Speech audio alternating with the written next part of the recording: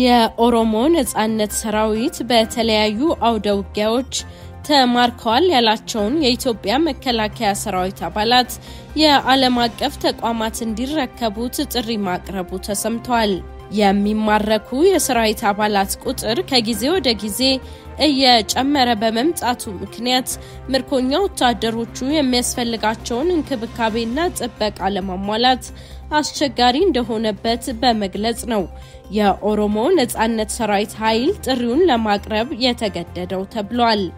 በኢትዮጵያ የከፍተኛ የትምህርት ተቋማት ተማሪዎች ላይ የተቀሰቀሰው ሰፊ ተቃውሞና አድማ እየቀጠለ ይገኛል። የመምህርነት ሙያ ስልጠና ያልወሰዱ ተማሪዎችን የማስተማር ብሔራዊ አገልግሎት ስጡ ማለት ተቀባይነት የለውም ሲሉ ተማሪዎቹ ተቃውሟቸውን በስፋት እያሰሙ ይገኛሉ ተብሏል። የጀነራል አልቡርሃን መንግስት ለዓለም አቀፍ የሰብአዊ መብት መርማሪዎች ፍቃድ እንደማይሰጥ አስታወቀ። በሌላ በኩል በሱዳን ፈጥኖ ድራሽ ኃይሎች RSF ተፈጽሟል የተባሉ 1365 የወንጀል ክሶች ከሀገሪቱ የተውጣጣው የህዝብ አቃቢ ህግ ከተፈናቃዮች መቀበሉን ስለመግለጹ በዛሬው የመረጃ ሰዓታችን ከምንነግራችሁ ርዕሰ ጉዳዮች መካከል ናቸው። መረጃዎቻችን እንዲደርሷችሁ ሰብስክራይብ ማድረጋችሁን አትርሱ። በያላችሁበት ሰላምና ጤናን እንመኛለን። በትምህርት ሚኒስቴር የወጣውን አዲስ አስገዳጅ መመሪያ በከፍተኛ የትምህርት ተቋማት ተማሪዎች ላይ ሰፊ ተቃውሞና አድማ አስነስቷል። ተቃውሞ የኢፌድሪ ትምህርት ሚኒስቴር ከመጪው ዓመት ጀምሮ በከፍተኛ የትምህርት ተቋማት ተማሪዎች ላይ ተግባራዊ ለማድረግ ያቀደውን አስገዳጅ መመሪያ ይተገብራል መባሉን ተከትሎ የተቀሰቀሰ ስለመሆኑ ተገልጿል። የትምህርት ሚኒስትር ፕሮፌሰር ብርሃኑ ነጋ የከፍተኛ ትምህርት ተቋማት ተማሪዎች የሶስተኛ ዓመት ትምህርታቸውን ሲያጠናቅቁ ለአንድ ዓመት የማስተማር አገልግሎት እንዲሰጡ የሚያስገድደው መመሪያ ከ2019 የትምህርት ዘመን ጀምሮ ተግባራዊ እንደሚሆን በፓርላማ ያደረጉትን ገለጻ በሺዎች የሚገመቱ የተለያዩ ዩኒቨርሲቲ ተማሪዎች ተቃውመውታል።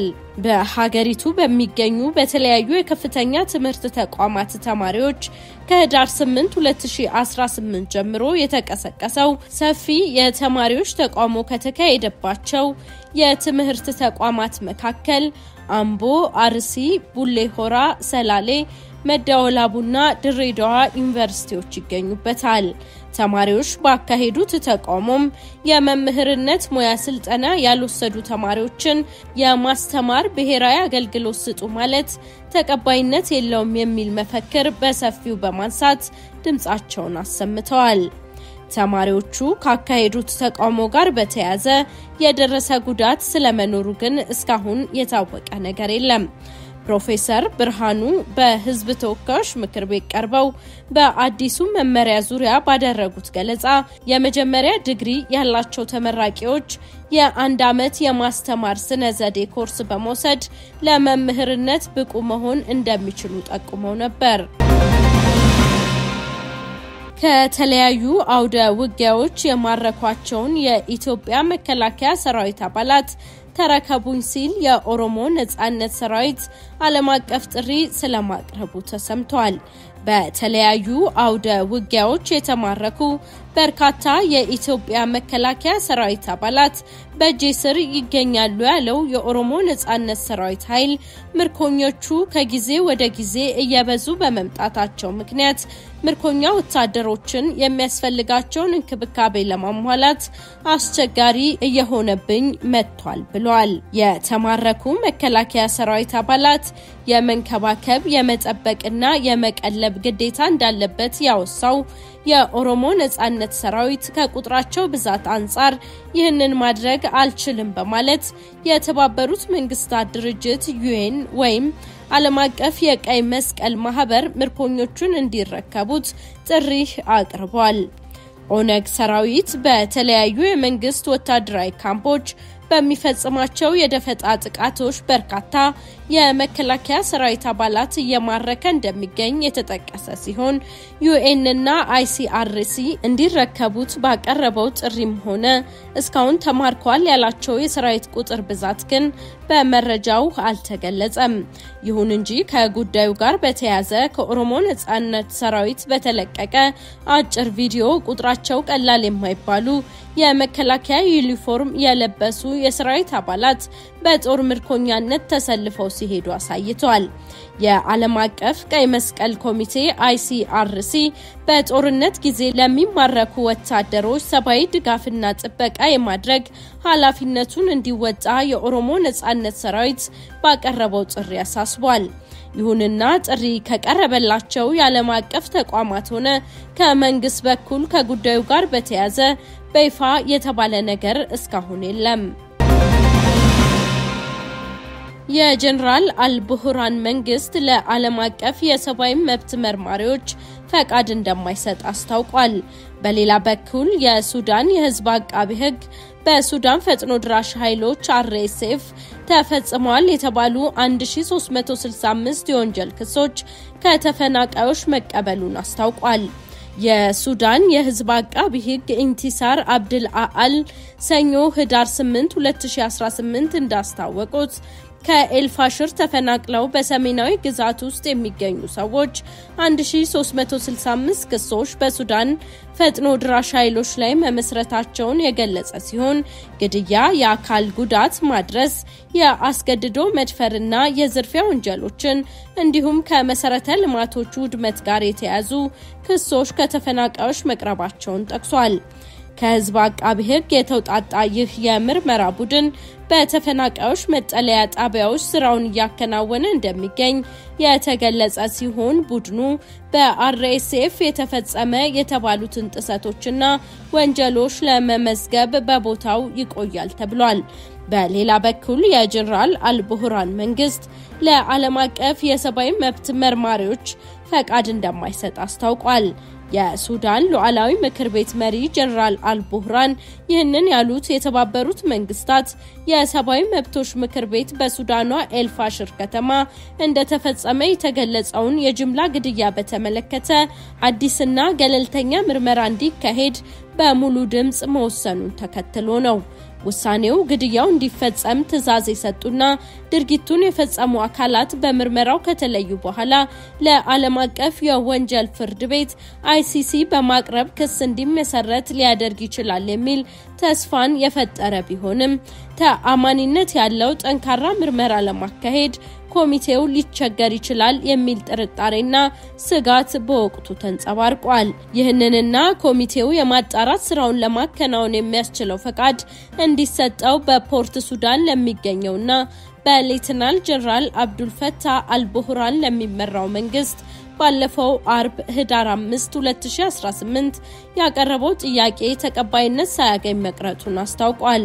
በፖርት ሱዳን የሚገኙት የሀገሪቱ የፍትህ ሚኒስትር አብዱላ ዳርፍ ይህ የሉዓላዊነት ጉዳይ ስለሆነ የራሳችንን ወንጀል በራሳችን የምንመረምርበት አሰራር ስላለን ዓለም አቀፉ ኮሚቴ ሱዳን ውስጥ ገብቶ በፈጥኖ ድራሽ ኃይሉ የተፈጸመውን ወንጀል ማጣራት አይችልም ሲሉ በሰጡት መግለጫ ገልጸዋል። በኤልፋሽር በተፈጸመ ግድያ ላይ ምርመራ የሚያደርግ ኮሚቴ መዋቀሩንና የምርመራ ስራውንም መጀመሩን የፍትህ ሚኒስትሩ አስረድተዋል። ከ2 ዓመት በፊት በሱዳን የእርስ በርስ ጦርነት ከተነሳበት ጊዜ ጀምሮ 150,000 ሰዎች ሲገደሉ 12 ሚሊዮን ሱዳናውያን ደግሞ ከመኖሪያ ቀያቸው ተፈናቅለዋል። አሜሪካ F-35 ተዋጊ ጀቶችን ለሳውዲ አረቢያ እንደምትሸጥ ፕሬዝዳንት ዶናልድ ትራምፕ ገለጹ። የአሜሪካው ፕሬዝዳንት ከሳውዲው ልዑል አልጋ ወራሽ መሐመድ ቢን ሳልማን ጋር በዋይት ሃውስ ከመገናኘታቸው አስቀድሞ ስለ ጀቶቹ ሽያጭ ማክሰኞ ህዳር 9 2018 የተናገሩት ትራምፕ የልብ ወዳጃችን ለሆኑት ለሳውዲ አረቢያ F-35 ጀቶችን እንሸጥላቸዋለን ሲሉ ተደምጠዋል። መሐመድ ቢን ሳልማን እና ዶናልድ ትራምፕ በሚያደርጉት የሁለትዮሽ ዲፕሎማሲያዊ ግንኙነት ስለ መከላከያ ስምምነትና ስለ ሲቪል የኒውክሌር ኃይል ውይይት ያደርጋሉ ተብሎ ይጠበቃል። ዩክሬን 100 የሚደርሱ ፈረንሳይ ሰራሽ ራፍሌ F4 ተዋጊ አውሮፕላኖችን እንዲሁም የተሻሻሉ የአየር መከላከያዎችን ልታገኝ ነው ተባለ። የጦር መሳሪያዎች ኪየቭ ራሷን ከሩሲያ ከባድ ጥቃቶች የመከላከል አቅሟን ለማሳደግ ያስችላታል ተብሏል። የዩክሬኑ ፕሬዝዳንት ቮሎዲሚር ዜሌንስኪ ከፈረንሳዩ አቻቸው ኢማኑኤል ማክሮን ጋር በፓሪስ አቅራቢያ በሚገኝ የአየር ማረፊያ ስምምነቱን የያዘ ሰነድ ከተፈራረሙ በኋላ እርምጃቸውን ታሪካዊ ሲሉ አድንቀዋል። የራፍሌ F4 ጀቶችን እስከ እንደ አውሮፓውያን አቆጣጠር 2035 ድረስ ሙሉ በሙሉ ለዩክሬን ለማስረከብ የታቀደ ሲሆን የጠላትን አውሮፕላኖች እንቅስቃሴ የሚጸልፍ ድሮኖችን በጋራ ማምረት በዚህ ዓመት ይጀመራል ተብሏል። ለዩክሬን ለማስረከብ የታቀደ ሲሆን የጠላት አውሮፕላኖችን እንቅስቃሴ የሚጸልፍ ድሮኖችን በጋራ ማምረት በዚህ ዓመት ይጀምራል ተብሏል። እስካሁን ድረስ የጦር መሳሪያዎችን ግዢ ወጪ ለመሸፈን የገንዘብ ምንጭ ከየት እንደሚገኝ ያልታወቀ ቢሆንም ነገር ግን ፈረንሳይ የአውሮፓ ህብረት ድጋፏን ለማግኘትና የታገዱ የሩሲያ ንብረቶችን ለመጠቀም አቅዳለች። ዜሌንስኪ ሰኞ ህዳር 8 2018 ከማክሮን ጋር በጋራ በሰጡት መግለጫ ይህ ከሚቀጥለው ዓመት ጀምሮ ለ10 ዓመታት የሚቆይ ስትራቴጂያዊ ስምምነት ነው ብለዋል። በተጨማሪም ዩክሬን በጣም ጠንካራ የፈረንሳይ ራዳሮች 8 የአየር መከላከያ ስርዓቶችና ሌሎች የተሻሻሉ የጦር መሳሪያዎችን ታገኛለች ብለዋል። ውድ የዛሆርን ዊትነስ ቤተሰቦች ለዛሬ መራረጥንላችሁ አህጉር አቀፍና ዓለም አቀፍ መረጃዎቻችን እነዚህን ይመስላሉ። ስለተከታተላችሁ እናመሰግናለን። በየቀኑ የምንለቃቸው አዳዲስ መረጃዎች ወደናንተ እንዲደርሷችሁ ሰብስክራይብ ማድረጋችሁን አትርሱ። ሰላማችሁ ይብዛ።